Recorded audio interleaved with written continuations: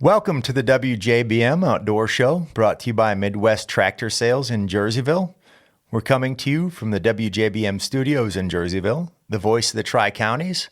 I'm Aaron Quillen. I operate Monarch Rivers, where the mission is simple: kill big deer.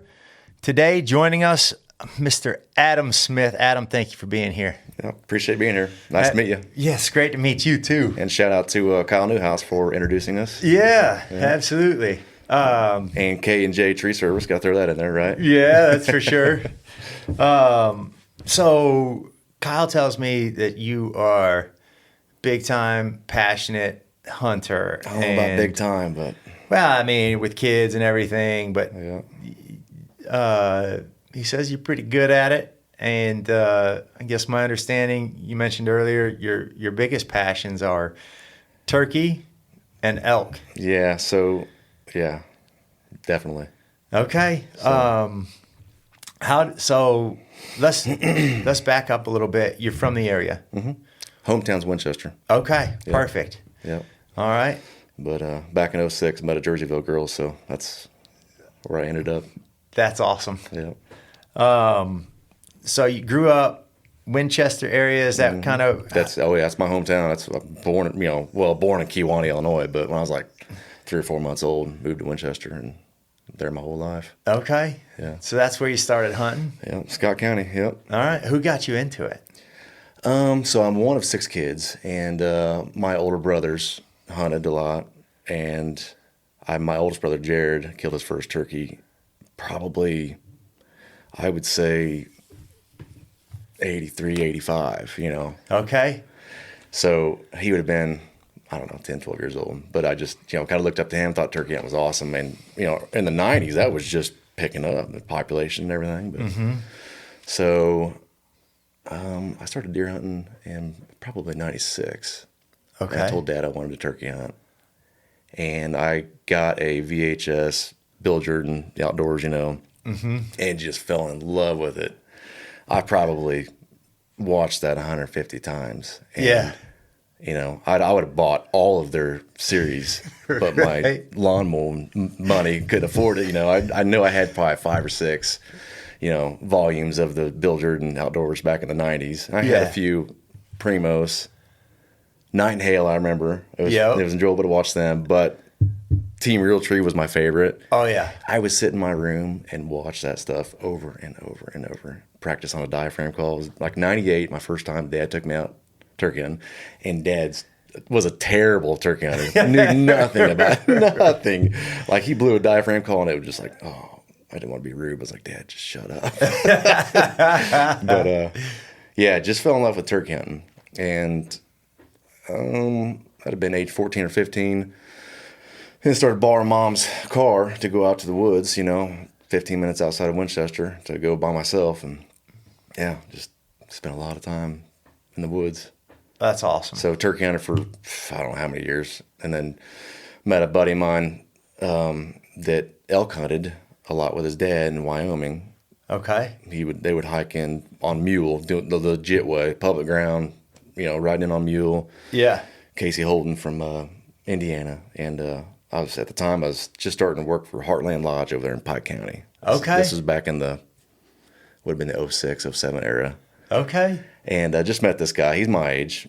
And we're going up just talking, and he's showing me pictures of his elk hunts, and I'm just blown away. I've never even dreamed of elk hunting. Yeah. It was never on the radar. And I never forget the comment that stuck with me the most. Never forget it. He said, if you say you're as big of a turkey hunter as you think you are, you would love elk hunting. Elk hunting is turkey hunting on steroids. I was like, what? Are you serious? And I'm like, yeah, it's turkey hunting on steroids is what it is. The way you pursue a bull elk in September during the rut with a bow and arrow is a lot like turkey hunting. Yeah. It's a hide and seek game. Calling, you're talking. So that's, yeah. It's like elk hunting is like bow hunting a horse with mega antlers. Yes. The same way that you would Yes. hunt a turkey. Yes. Except in this instance, the turkey can smell you. Oh, yeah. The turkey has amazing the eyesight, actually, their eyesight's Yeah. You know what I mean? If you're still, you're pretty good with an elk. I think their eyesight is not as good as a whitetail. I would, 100% agree to that. It's either that or something in the natural selection process. Like if you're still with an elk, because like elk hunting, in my experience, which is fairly limited, I've been a few times. When it comes shot time, it's like get out in the open. Yeah. So you have more shots. So I was kind of surprised when I was first learning about elk hunting that good advice is to put your body in front of the cover, not hide behind it. And I was like, well, that sounds kind of backwards. Right. But their eyesight really isn't like extremely good as long as you have your silhouette just blocked. Mm-hmm. You don't have to have Sitka and all the newest crap they're trying to sell you. Right. You need to block your silhouette. A little bit of camo helps, obviously, but still no movement. And then to take that and see how it's played back in nature, you think about, and I know you mentioned you're more of a turkey and elk guy, but I love whitetail. I mean, don't get me wrong. I love. When you think about how a buck beds down, so many times all they're looking for is that same silhouette breakup. Mm-hmm. They're not necessarily, depending on what the environment is, but if they're just in their natural low state, a lot of times they're just looking for that same breakup in the background, and they're kind of laying towards the front of it or really just a few yards into the structure rather than I'm going to find the deepest, darkest part of this structure when they're bedding, which is so interesting to me. I have to go back to a comment you made me think about my first ever call in. Okay. 2012. All right. Hunting in the Gravelies. Okay. Major grizzly country, and we didn't know it was major grizzly country. Oh wow! So that's northwest Wyoming then? It's northwest of Yellowstone. Okay. You got the beautiful Madison River that runs through there. Yeah. The Madison Range is on the east. Gravelies is on the west side. Okay. Infested with grizzlies. Okay. So I might back up just a little bit, but I made friends with this guy in Montana, Frank Repka. I was guiding him yearly on these bird hunts, and I had awesome short hairs, and he just fell in love with. We became great friends, Love my dogs, and just it kind of. I think he knew I kind of wanted to try elk hunting somehow, and he offered to come out to his ranch. Really? So he kind of just helped us apply for the first year. Me and my two brothers in 2012 was our first hunt, right? Yeah. And we applied, got our tag, and Frank took us up in the Gravelies, Yeah. And he had brought his horses, which was awesome. We didn't know what we were doing. Yeah. But back to this memory, because you made a comment, it's like hunting a horse with antlers, right? Yeah. And I'll never forget, it was day 2 or 3, we called in this bull, and he was a dandy. And to this day, Aaron, I can remember hearing that. I mean, I got goosebumps actually telling you. And I was like, this is it. Through 2011 and all of late 2011, all through the summer of 2012, I was doing nothing but watching these Primos elk hunting DVDs and practicing calling. And here it is. I'm standing in the Gravelies. I finally called in a bull, and the only thing I hear, and I didn't turn around and look because I knew to stay still. He was 15 yards and just sounded like a horse. To hear that, I mean, just made you about fill your pants. You know what I mean? It's making the hair on my neck stand up right now. That bull went by me and went down the hill another 50, 60 yards to my brother Seth. Seth, of course, is laying down, borderline sleeping. And that bull is standing above, straight, I'm talking 45-degree angle, like 15 yards, looking down at Seth. Seth turned around, and I think what happened, Seth finally looked at me, and I was just like, I was frantically telling him right there, but it was too late. The bull looked down at Seth. He turned around and bolted. But yeah, I had to go back to that first ever memory, thinking about, kind of describing the size of an elk, referring to a horse. So the turkey and the elk, the calling element is one aspect, and the interaction. 100%, yeah. For me, and there's I imagine... art. There's an art to it. Yes. You either got it or you probably don't, unfortunately. Yeah. You can develop it.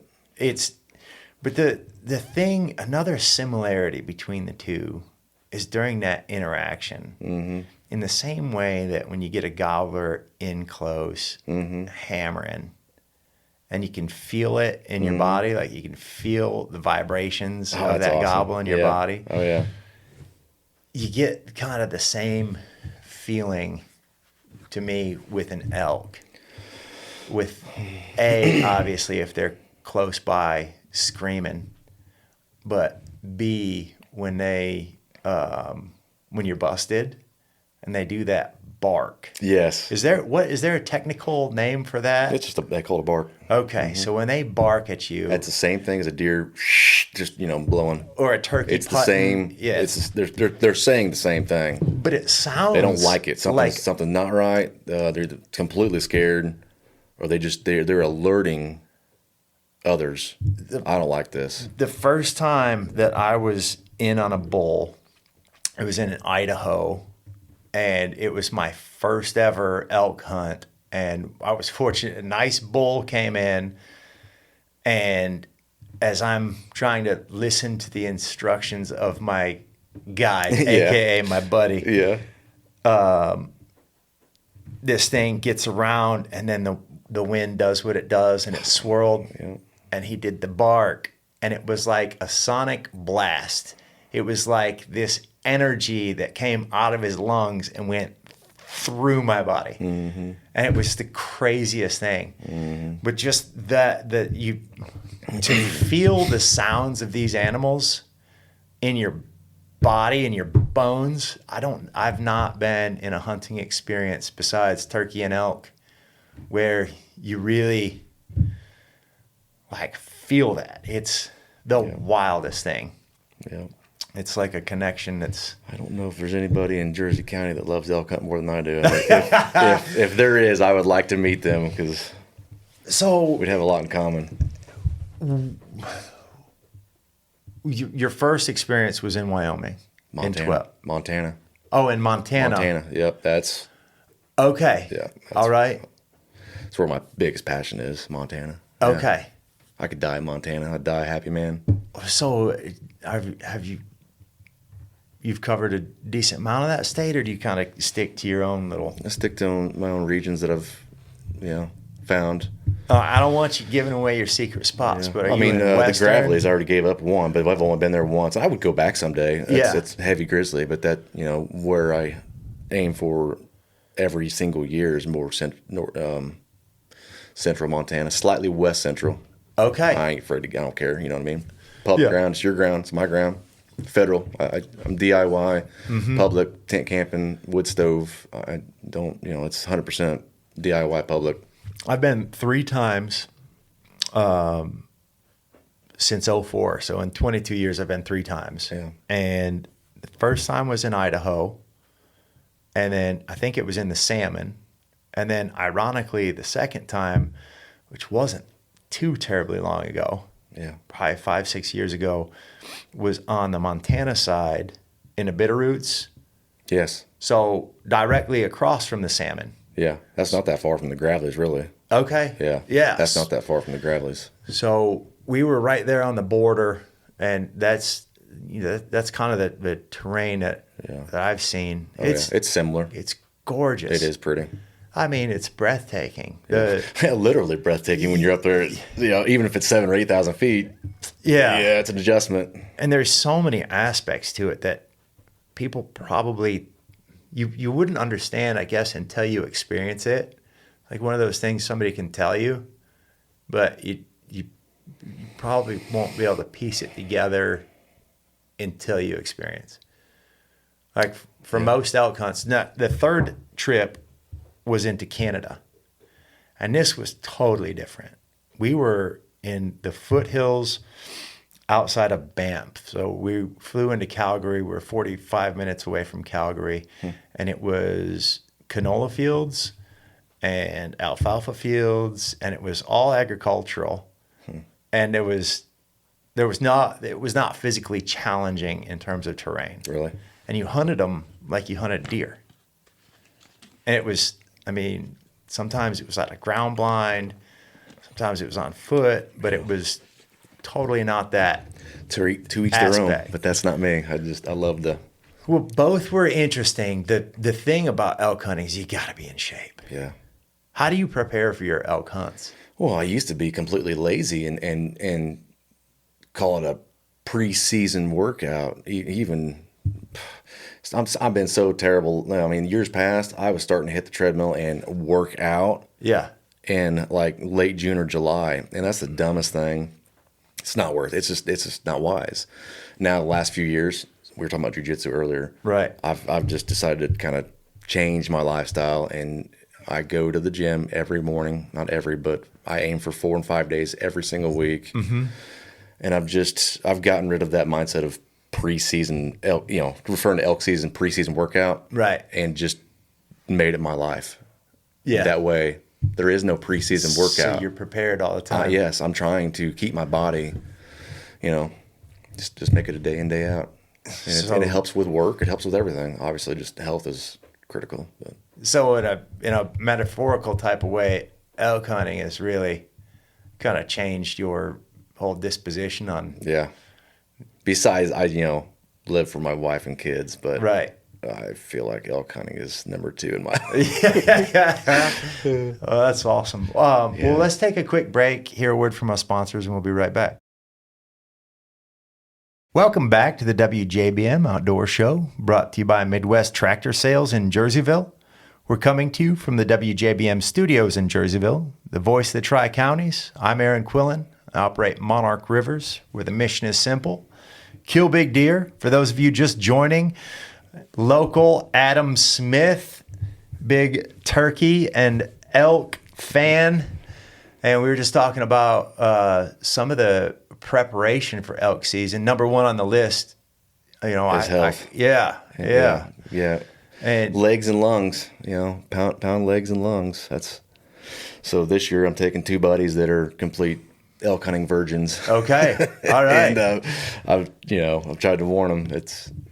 I know from my past mistakes and putting off the preseason workout, like we were talking about earlier, the preseason workout, elk season workout, which is also what I call a joke, but right. So my first trip to Idaho, I had an idea of what the terrain would be like in Montana because I knew close proximity had to be similar. Yeah, absolutely. And Idaho and Montana are known for being notoriously steep. Yeah. So I did the preseason because, I just wanted to have the legs and lungs. Mm-hmm. I was still young enough to think I will run after these bulls if I had to. Yeah. And there was one moment where my guide Keith, who actually lives in Missouri, we had a bull interact with us, and he basically says, "Get there," and he points. Oh yeah. And I got to sprint up the mountain with my bow. The bull never came in, but I was so excited at how quick and I felt athletic getting to my spot. That I didn't even care that the bull came in. They can cover 150 yards like you can cover about 20. It's crazy. And I go to Keith. I'm like, "Did you see me run up the mountain? Did you see me run up the mountain?" But I was running hills in Calhoun to get Which there. are good hills. That's great preparation there. So, I actually used to go to like Pere Marquette and order a Copperhead Hollow. Yeah. And just in the summertime, just start cutting through there. So with your buddies, you got them out rucking? Like that's a new term. That's a new age term. I don't know. You got them rucking? What do you tell them to kind of encompass the discipline that they need to? Just give them plenty of warnings, but legs and lungs, No, we don't, we're not getting together or anything, but they're close to my age, married, kids, they got responsibilities, job, but I've warned them, And Nate goes to the gym he's in a jiu-jitsu guy also. Okay. I'm not worried about him. Okay. Brenton, if he hears this, he's going to chuckle because I've been trying to lately tell him, dude, it's no joke. You will increase your enjoyment of that entire trip if you prepare and start now, not in July. Start now. Legs and lungs. So one thing that's important, I think, to talk about with regard to hunting elk is you're going to be sore and you're going to be tired regardless of what kind of shape you're in. Yeah. Because you're wearing the same boots. Mm-hmm. Always bring 2. Yep. But you're doing, so for me, I think on average, you're doing between 3 and 8 miles a day. Yeah, for sure. Covering probably realistically 1,200 vertical, which doesn't seem like a lot. Unfortunately, when I say 1,200 vertical, that includes going up and coming back down and going up and coming back down. Yeah. You're not, all right, I've done my 1,200 for the day. You're doing all kinds of up and down. And I certainly don't want to discourage anyone that might not be in the greatest shape, or feel like I'm not as good a shape as I used to be in my youth. You can still do it. Oh, for sure. I plan on still trying at age 60 and whatever, 70 until I can't. Right. I'll be sitting around a campfire cooking meals and waiting for my boys to come back with elk stories. But I'll still be there. Right. It makes the trip more enjoyable when you can go. When you hear that, let's just imagine we're turkey hunting and you hear that turkey gobble. If you're saying, I'm too tired to go towards that tom, you're now limiting yourself. So that to me is kind of why you need to have the health or be in shape for that type of hunt, just to put yourself into position. If you can steady walk, right? Like let's say you're in that latter stage of being able to get up into the mountains and do that. If you can walk there, it's fine because it's a cat and mouse game. You can be I've said this many times, you can be a great caller, awesome caller. But if you can't get to the elk, no, wasting your time. Right. But even if you ease there, you can plan around that. So I don't want to discourage anyone from trying. Oh, for sure. To get out there. But the more prepared you are in terms of being in shape, it's increasing your odds a lot of getting there. Somewhere out there, there's you kind of brought back a memory. 2020, COVID was my only time actually going to Idaho. Okay. Went to Idaho and Montana, did a double hunt. Oh, my brother Seth killed his first elk finally in 2020. Okay. Regardless. So back up in the middle of the summer, I hurt myself at work, got a hernia. Okay.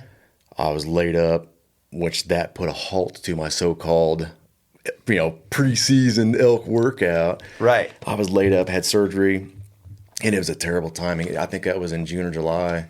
I think it was actually July. It was because my boy's birthday, I remember.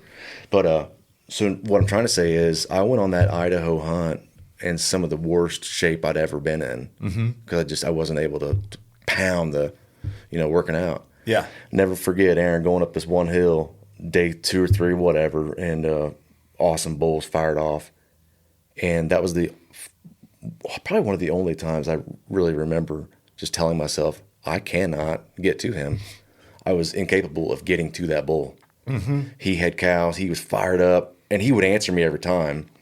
But the biggest tip I'll give to somebody listening is your success skyrockets when you can get inside that bedroom of 150 yards. 120, 100 is even better. I have called in bulls, but I've had bulls, huge bulls, answer me, and even turkeys too. Turkeys is kind of similar, but it's mainly with bulls. When you get inside that bedroom of 100 yards or inside 150 for sure, things change. It's like flipping that light switch over there off and on. And I knew he was answering me, but I knew it was completely worthless. I could not get to him because I was out of shape. Not only my legs, muscles were weak, lungs, everything. But yeah, you got to be able to get to the elk. But over calling is a bad thing to, if you're not a great caller, just, that's fine. There's so many aspects to it. There are, yes. And you don't have to be a great caller. You have to be where the elk are. You need to get inside, get close, play the wind, obviously, and that's unpredictable because of thermals and the swirls and. Yeah, there's just so much. Yeah, learn that the cool air is going to change about 9 o'clock in the morning. It's going to move. So cool air goes down, warm air starts coming up. But in that transition is what's kind of tricky because when you're on an elk and you're in that 8 o'clock and pushing 9, it's sketchy. And you're on a bull. Actually, my biggest bull I killed in Montana, When I got inside that window I'm talking about, inside 100 yards, and I was out of breath. Mm-hmm. I screamed at him one time and then just shut up, didn't say a word. But he didn't like the fact that I got inside this is my area. Mm-hmm. He decided to come in for a fight, and there was probably a 1 or 2 acre little meadow, just a little small opening. Yeah. And I stopped at the edge of it, and I figured he was going to come across that meadow, but the thermals had changed. And I got goosebumps, dude. And it was your area is always going to follow the contour of the earth. It's gravity. Always. Gravity. So if it's going straight, it's going to turn.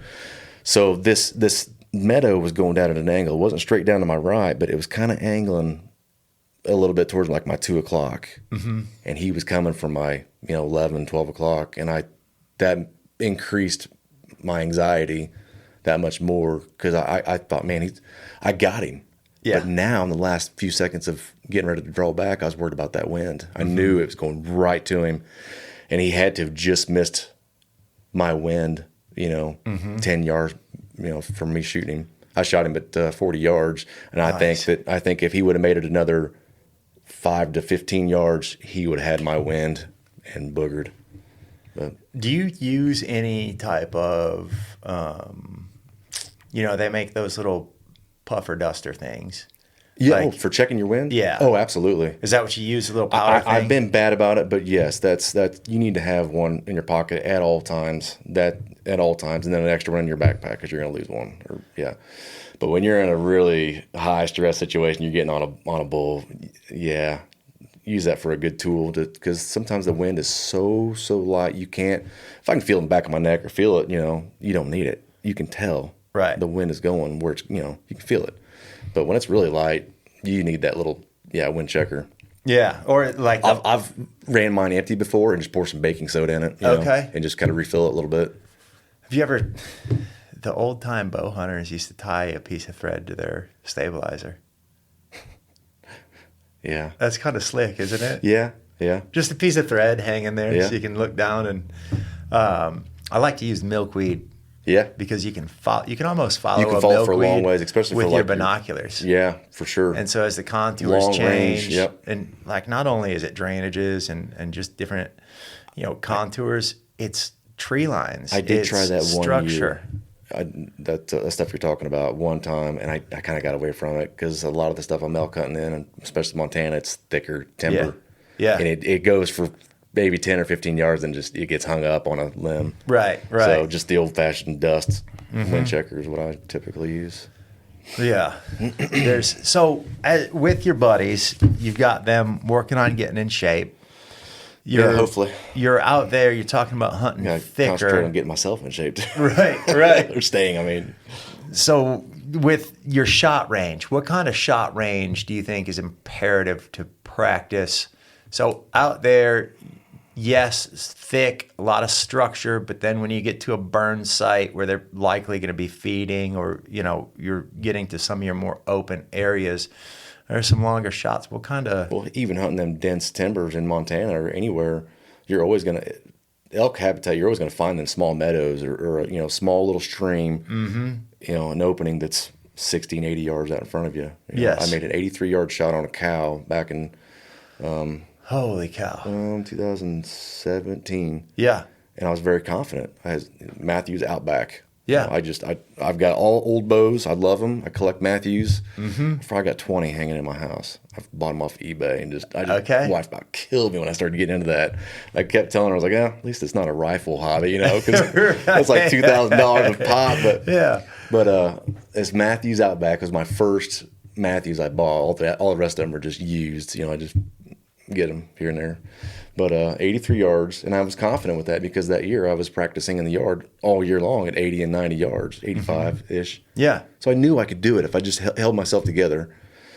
And I'll never forget letting that arrow go, hearing it, and then seeing her reaction before that sound got back to me was really cool. Oh, yeah. And we'll go ahead and say I did get a little lucky, and it was a perfect hard shot. She went 30 yards and piled over. That's awesome. Yeah. And I had 2 tags that year. Had a B license, Montana B license, and my general. Okay. 1 or 2 days later, killed a nice little 5x6. Nice. Yeah. That's I awesome. almost said the creek name, but I just rather. Yeah. But yeah. And then so I killed that bull the day after I made that awesome shot on that cow. And the very next day after we packed that bull out, I called in a freaking stud to my brother's. And he came in and my brother's shoulder shot him and we couldn't find him. It was so heartbreaking. He was huge. Yeah. There's just That's so a much. heartbreaker there. But So that's one thing about elk is it's such a huge animal. Mm-hmm. And there are so many people that miss, or For sure. It's like there's actually a thought process out there like, well, it's a huge vital area. How do you miss that? And it's like you've never been elk hunting. I mean, the adrenaline, Right. human air takes over. Adrenaline, whether you want it to or not. There's an Olympic sport where they cross-country ski as fast as they can and then shoot rifles at a target for accuracy.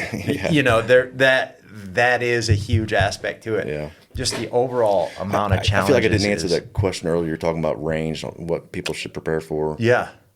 And the best advice is just because I think I can shoot 80 yards, you hear anybody shooting 100, don't think that. You shoot, you do you. Right. But what you need, the best advice is practice 20 to 40 yards further than you anticipate on harvesting an animal at. If you're practicing all year at 60, then that means you should be very confident in taking a 30 and 40 yard shot. I'm practicing at, say, 80 or a 100. That doesn't mean that I'm wanting to try to harvest an animal that far. That just means I'm trying to make myself very confident at 60 and 50. I'm sure that makes sense. But yeah, as an outfitter, I tell guys all the time, like, if you practice at 60, it makes 40 feel like 20. There you go. And it's just... we want to make an ethical shot. Mm-hmm. But also, it allows you to get to know your equipment better. Yep. And there are a lot of different things out there. I mean, you could talk fixed or, mechanical broadhead. At the end of the day, how does it fly? Right? Yeah. It's got to fly good. And so I actually, for my all-purpose broadhead, use an elk broadhead. Really? Yeah. Which is what? It's called a Wacom. I haven't heard of it. Yeah, I found it in Arizona in the early 2000s. I just went to VPA. It's a company out of Indiana. Okay. USA made.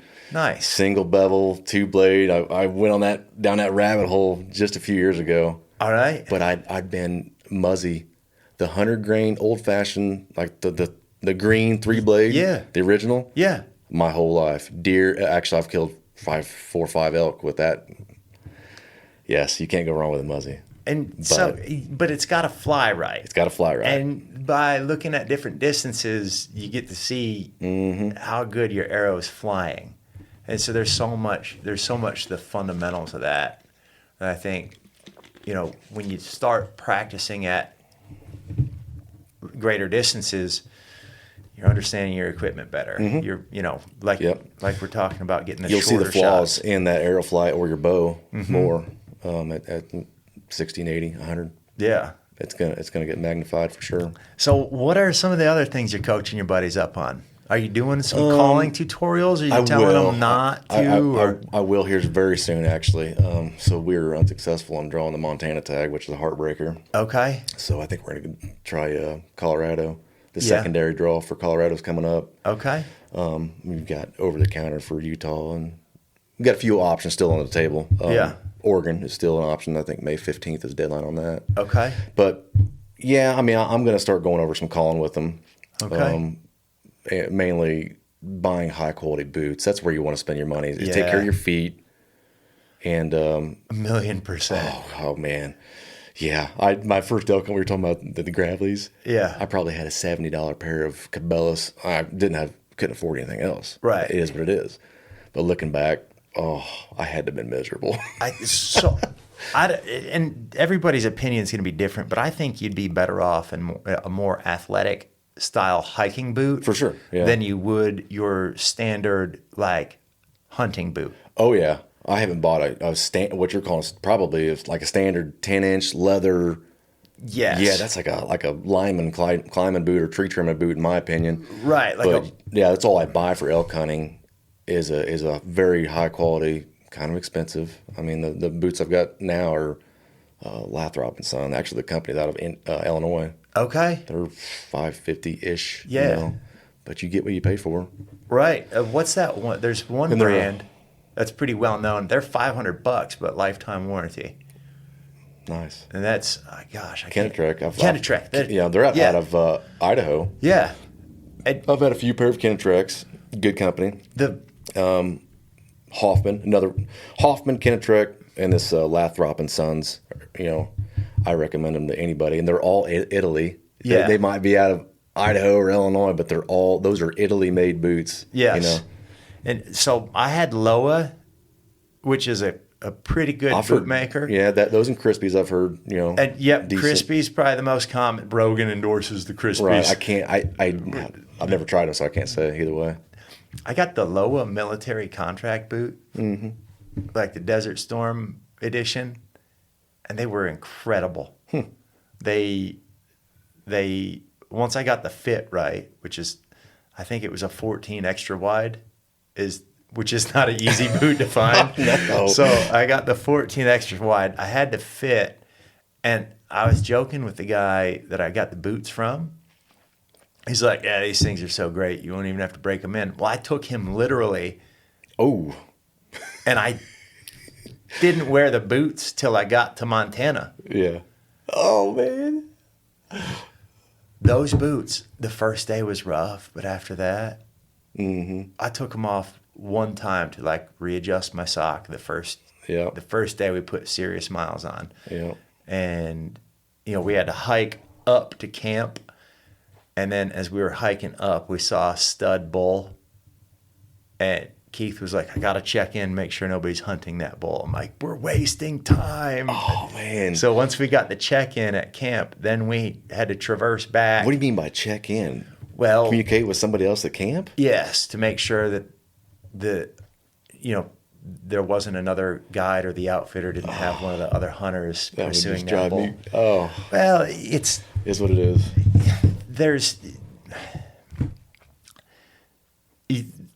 I don't blame them. Yeah. There's not a great way to communicate. I mean, we're all hiking up 5 miles to get to camp. They have satellite text phones back then.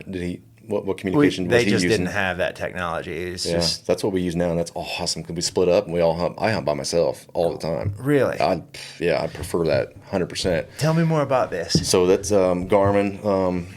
They make them. It's Okay. it's just great. It costs you about $300 or $350 for the phone, but that's a one-time cost. And I've had one that's lasted me like 8-10 years. Still works great. Yeah. You turn it on, buy the $70 subscription for just a month. Yeah. Unlimited text messages, and then when you get done with your hunt, turn it off. It's done. And it's waiting on you for next year. But you download this Garmin Earthmate, I think it is, on your iPhone or whatever, and so you link that to your satellite phone. Put your iPhone or whatever on airplane so it's not draining battery. Right. And it's communicating Bluetooth. So with my iPhone in the mountains, in the most remote area you can imagine, I'm fully texting, and it's going to the satellite phone on my backpack, and then up to my wife, back in Illinois or whatever. Oh, that's incredible. It might take you 2 minutes to get a message to deliver or send or receive, or it might take 15. It just depends on the clear line view that phone has to the sky. Okay. But the fact that you have full communication, and if you're 2 miles away from me, we're hunting in totally different areas, and I text you, big bull down. Heck yeah, I got one, right? Yeah. Well, you have my full coordinates. That's amazing. Oh, yeah. It's great. Okay. I can hunt by myself. If I'm hurt or if you're whatever, you need calling your buddies to come help you pack the bull out. Well, every text message sent and received is got the coordinates on it. And then you go to that app I told you about, Garmin Earthmate maybe. Yeah. It's got a map on it. And it's got a little dot for every single text message. You click on it, even from 2 years ago. Yeah. Oh, I remember that. I text my brother this or that. You can see the time, the coordinates, everything. And then you can hit send, go to, and it'll navigate you right to it. That's amazing. Yeah. And it's cheap. That's not expensive at all. Right. Granted, now I've bought a used one off eBay last year. Took the whole family, wife and 3 kids to Montana elk hunting. Really? And I bought an extra one on Okay. eBay for like $30. No way. Worked flawless. Okay. Yeah. Turn it, like I said, the subscription, you only got to pay for that. But Yeah. once you get done with it, just suspend it, shut it off. Yeah. Man, and that's so important because there's... Especially for safety. I went to Oregon by myself, 100%, 3,500 miles by myself in the truck, hunting everything. And it is a peace of mind having full communication. When I send her a text, she can see exactly. You can zoom in, aerial view, everything, and see right where I'm sitting. No way. Oh, yeah. That's awesome. Yeah. And Yeah. There was so I was, when our hunt was over, we were hunting national forest, so my permit was still good. I talked to the outfitter. I didn't want to step on his toes by any means. Yeah. He's like, no, man, just enjoy. So I actually stayed and a little bit longer and hunted solo. Yeah. And I got it.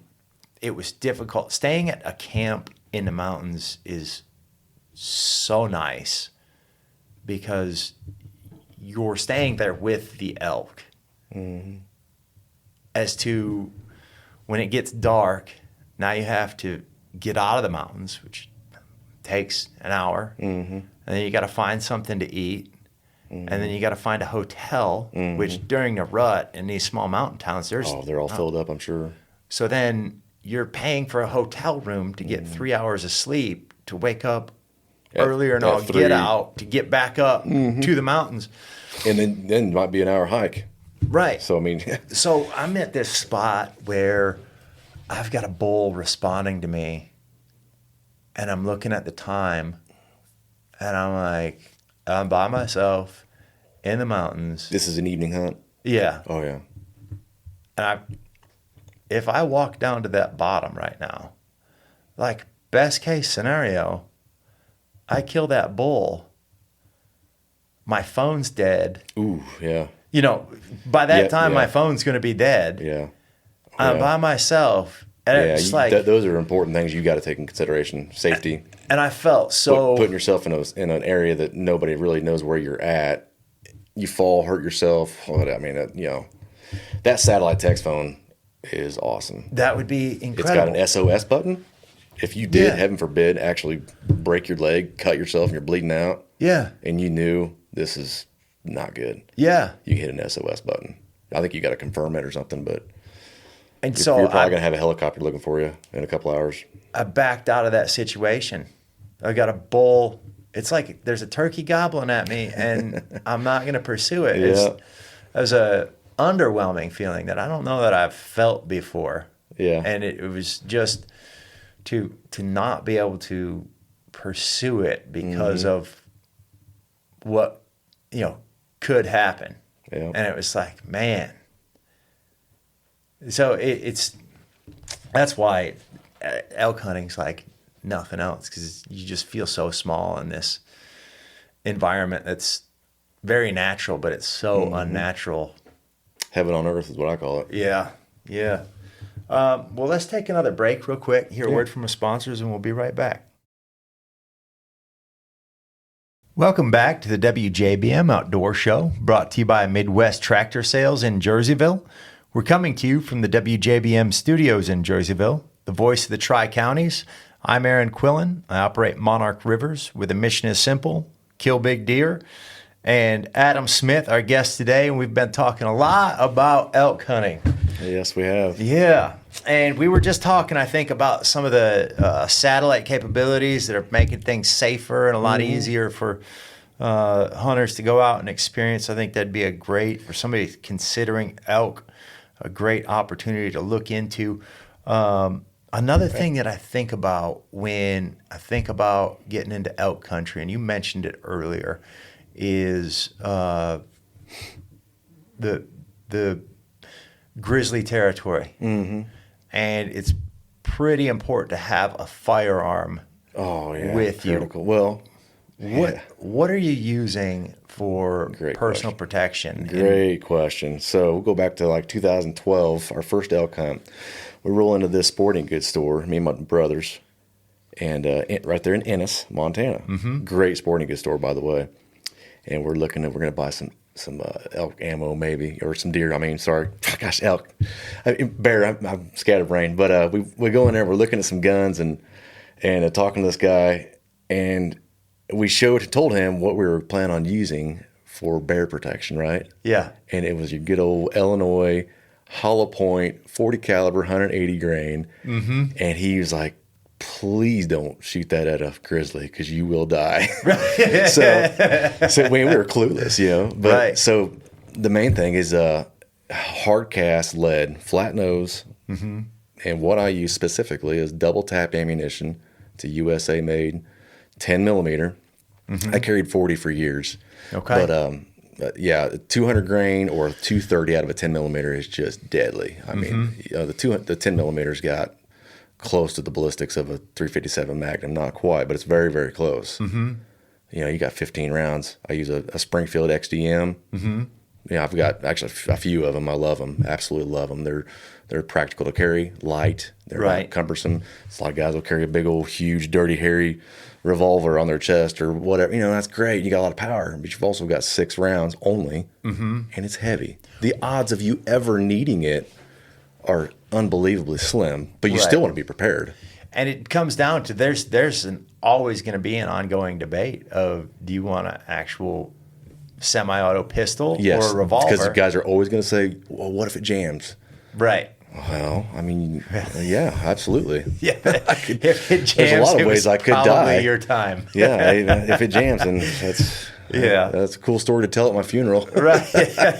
But so yeah, a Springfield XDM 10 millimeters is what I absolutely love. But guys, they'll go after a caliber and they have no idea. I'm telling you, because I didn't know. Right. Everybody, you gotta learn sometime. Mm-hmm. The projectile is very critical, just as or more important than the caliber itself. Right. Guys think bigger number better. No, 45 auto is the weakest, worst thing to ever consider packing in bear country. Mm-hmm. You're better off carrying a 9 millimeter. Mm-hmm. It's got more velocity. Right. Still 9 millimeters, a little light on the britches, but yeah, 10 millimeter with a projectile that does not expand. High velocity, flat nose lead, go in as forehead and come out as is what you want. Mm-hmm. You're dealing with a grizzly or a mama moose, who's also a very dangerous threat. Guys don't think about that. Right. I've come up on a moose with 2 calves. Ooh. And I was just like a Chinese tourist coming up to it, getting my phone out, like, oh, this is cool, Yeah. I never expected to see a moose. And I was actually approaching, I come around her, I come up the hill, seeing her, and I was like, I'm going to get a little closer. And started getting closer, about 70 yards, had my phone, videotaping it. And then all of a sudden I see 2 little legs next to her and then another pair. My heart dropped. And it's no wonder she was looking at me with ears cocked forward, just thinking. Mm-hmm. I put my phone away immediately, got my 10 millimeter out. I just easy girl, and I backed out of there and gone. But yeah, a mama moose protecting her young is just as dangerous as a grizzly, in my opinion. Yeah. Yeah. All right. So we talked boots. We talked about GPS and communication. We talked about firearm. And I think we should kind of go into our new segment brought to you by K&J Tree Service called What Do You Have in That Bag? What are some of the other stuff that you bring to, because you got to pack. Yeah, I try not to go too heavy. It's so easy to get up to 20 pounds, for your day pack, day in and day out, some snacks. Right. I've got a Camelback full of water, but you also want some tablets or some way, a straw, some way to get yourself a drink or purify some water if you run out. Iodine tablets. Absolutely. Yep. Always have a plan C for a B. You know what I mean? Right.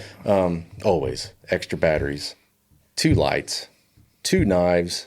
Never leave yourself in a situation where you're going to be like, oh, no.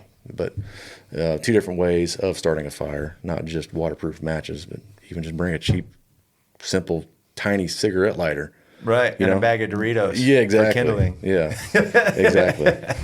Never thought it's a new one. Kindling. Did you know that they light on fire? I do know. Yeah. But call-wise, if you're looking at going elk hunting, there's a lot of different things but you're most likely trying to emulate a bugle and a cow call. Yep. Cow call and bugle. And so I've been actually making my own diaphragms for about 6 or 8 years. Really? Maybe longer than that. Okay. And I've just got a little cheap hand jig, they call it, right? Yeah. I need to get some tips from like Ryan Decker. He makes, some of the best calls in the county or state. Yeah. But yeah, I've just been playing around making my own turkey calls and elk calls. Elk is very easy because it's one reed, one piece of latex. Okay. Stretched actually less than half the tension of a turkey call, surprisingly. Really? But yeah, just a few good handful of diaphragms in my pack and one tube. Okay. Is all I got. And that tube can be anything from a cut open wiffle ball bat Yeah, to of a course. specialized. Yeah, it can, but I got a legit, actual tube. Okay. My tubes are the Rocky Jacobson Rocky Mountain elk calls, which that company changed. So and I think there was some headbutting on the Jacobsons and the new owner. So I don't necessarily go for that company anymore, but those are good calls. At least were.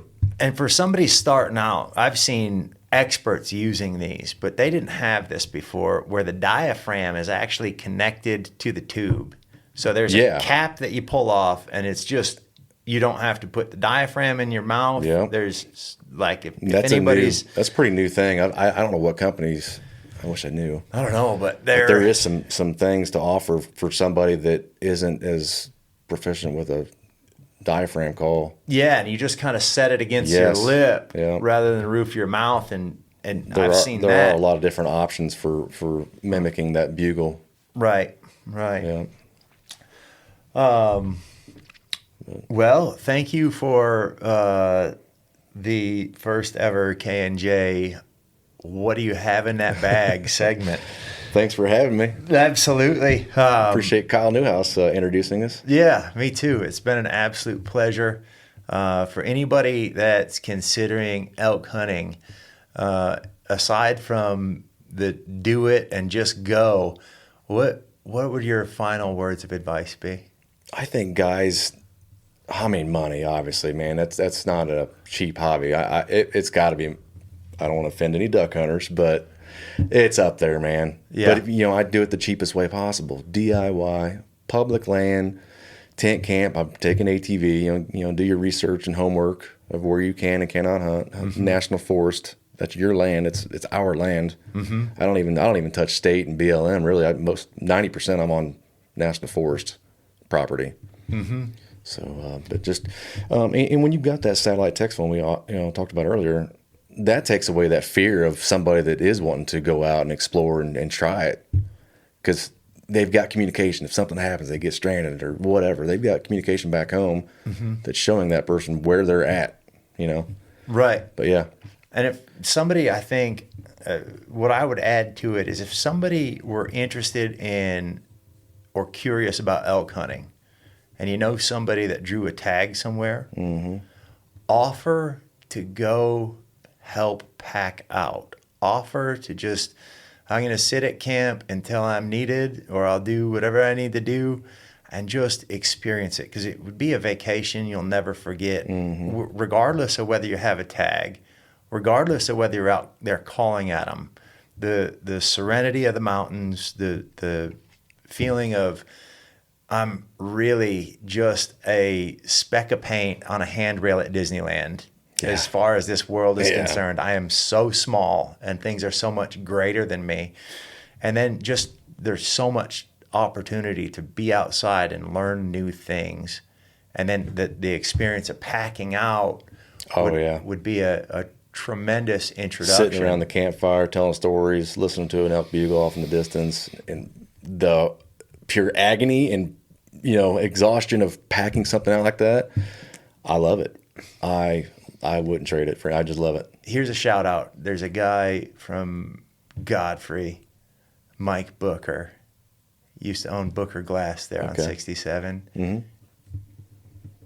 In 2004, in the mountains of Idaho, made the best potatoes for breakfast that I've ever had in my life.